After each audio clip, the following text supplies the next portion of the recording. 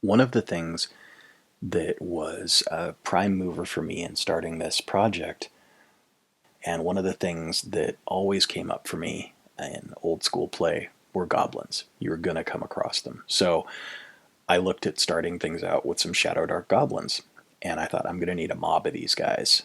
There's going to be a bunch, so I have a hand-to-hand combat oriented mob, and I have a shooting oriented mob. And I also have what I'm referring to as the Goblin Leadership Team, which is a Goblin Boss and a Goblin Shaman. So let's talk a little bit about Shadowdark Goblins and how they're presented. In Shadowdark, Goblins on page 221 have three different listings. They have the Goblin Shaman, the Goblin Boss, and the Goblin itself. And there's a nice little bit of flavor on these, on each of them. But at the top of that, there is a little description about goblins as a whole. It's like a little snapshot of what their society might be like. So let's take a look at that. Goblins are described as being the smallest and most numerous of the goblinoids, and as often serving hobgoblins, bugbears, or even hill giants as replaceable lackeys. And I want to come back to that in a moment. They are said to live in filthy subterranean warrens built of scavenged materials. And the goblin boss here is given a note as ruling with cruelty and strength, and the shaman as wielding cryptic sorcery. The shaman is described as a swaying, chanting goblin wearing necklaces of teeth and a robe of musty rat pelts. It really paints you a picture of what this guy might look like, or maybe some sense that you could convey to people if you're trying to engage their what does the room smell like. It smells like rat pelts, and whatever this guy's brewing is potions or odd things. The goblin boss is described as a scarred goblin with knotted muscles and a crown of iron. So this is a goblin who's made it. He's crawled up. He's survived so much. The goblins are described as short, hairless humanoids with green skin and pointy ears. The thing that they have across the board, all goblins, and this extends to player character goblins because you do have an option to take the goblin ancestry. They're all green, they're all relatively small, and they are all imbued with keen senses, meaning that they can never be surprised. And that is one of the things that I think is really cool, not just mechanically, but it tells you a bit about their society there. All of the goblins that you're going to encounter as monsters are listed as having a chaotic alignment. Now, Shadowdark doesn't go chaotic evil or lawful evil or any of this stuff. There's no extra connotation. It's just chaos, law, and neutrality. Chaos is defined as being cruel, being violent, and being from a state of kind of might makes right. In the way that this is painted, the way that this is set up, goblins are defined as being the lowest of the low when it comes to a pecking order of other goblinoids, and having maybe like hill giants lording over them, maybe an ogre.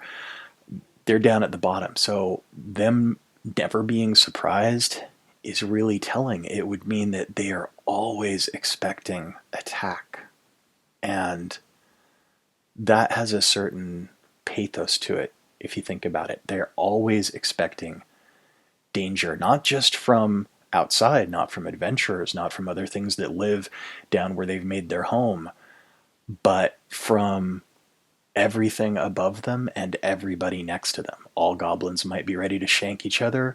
Hobgoblins might beat them up. Bugbears might beat them up. They might not have what it takes to stand up to the giant. So even though they're chaotic and they're a threat, that might give your party leverage. Maybe you can bargain with them. Maybe you can figure out what their threat is or what their problem is, or how they want to rise up against other things in the environment where they live, which are a persistent danger to them. So, yeah, they're monsters, but you can talk to them. They're not just XP pinatas. And if you go in with an understanding of what kind of things they might be facing, that might help you decide how to make it a more interesting thing with roleplay. Because goblins, just the basic rank and file goblins, can be melee goblins or shooty goblins, and they're a level 1 threat. They're probably going to have numbers on you. The way that Shadowdark tries to balance things out means that if you've got, a party of 4 level 1 adventurers, each of them should be able to handle 1 goblin. They go up to 2, you double the number of goblins per person, up to 3, triple the number of goblins per person, and it should be a reasonable fight. But you can see, just if you've ever rolled dice, you know that eventually if you're rolling a bucket full of attacks, something's going to land, and characters are not going to be able to, in many cases, match that output. So goblins don't have to be good, they just have to be numerous and lucky, and that is going to be something that you can use to your advantage on down the line. So they are in the bracket for character levels 1 to 3 as something that, is in that 1-to-1 matchy-matchy thing. Now, goblin shamans and goblin bosses are both a level 4 threat. Now, that doesn't mean you only encounter them when your characters are level 4. It means that one of them might be a match. Just one of them might be a match for your party at first level. So if you run across that goblin boss who, as we know from the description, is battle scarred and has survived external threats and internal threats from perhaps rivals in his own society, and everything up above him in the pecking order, he's tough, So it makes things more interesting when you look at the kind of the minimalist approach that is taken in Shadowdark and just painting some sketches, and then you kind of look from place to place. If you look at the description of the goblins as player character options, if you look at the description of them as monsters, and you go, okay, well, if I'm playing a goblin, this might be why I'm out here in the world adventuring.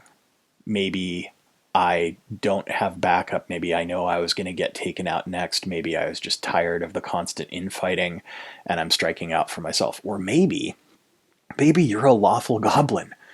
Maybe you want there to be order. Maybe you want things to stop being this continual cycle of chaotic violence that you perhaps grew up in. So that's up to you as a player character, as the player of that character, to decide.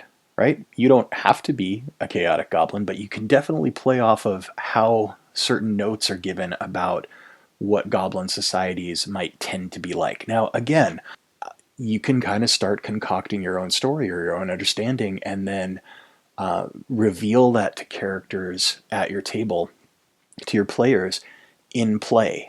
So it doesn't have to be this huge front-loaded thing where people go, oh, I'll crack open the book and read everything about goblins. There's a chance for you to actually explore. And that's one of the wonderful things about this kind of book and this kind of play style, is that exploration is not just the physical exploration of a dungeon space or a cave or a place where you might find loot, or even, a cross-country trek. It's not just that exploration. It's that your characters don't know everything about the world. Your players don't know everything about the world. You as the game master don't know everything about the world, and you're exploring that together. You're building that as you go and encounter things. And as you put your own particular spin on something, that becomes how your version of this world is shaped. Nothing's front-loaded for you. Nothing's dictated. Nothing is in iron. No one's going to shut you down because you didn't do what it said on page blibbity blah. You're able to actually experience something that is really old at this point. We've got 50 some years of people going into dungeons and beating up goblins, and you get to kind of experience that as a new, fresh thing if you choose to engage with that. You can always import lore that you're comfortable with. You can decide your goblins work the way that they do in another game. That's fine. But the game that is in front of you with Shadowdark and the way it's presented invites you to explore. And that's one of the things that I think is really beautiful. What do you think? What do you want to do with your goblins? Do you want to just use them as a nameless assault horde, or do you want to maybe build in some goblin drama that's going on that the player characters walked into? Maybe it's something where they can't fight their way up. They're going to have to talk, and they're going to have to pick one goblin side to back over another. Or maybe they ally with the goblins to try to knock out a giant. That could be cool. That's an option that you have there.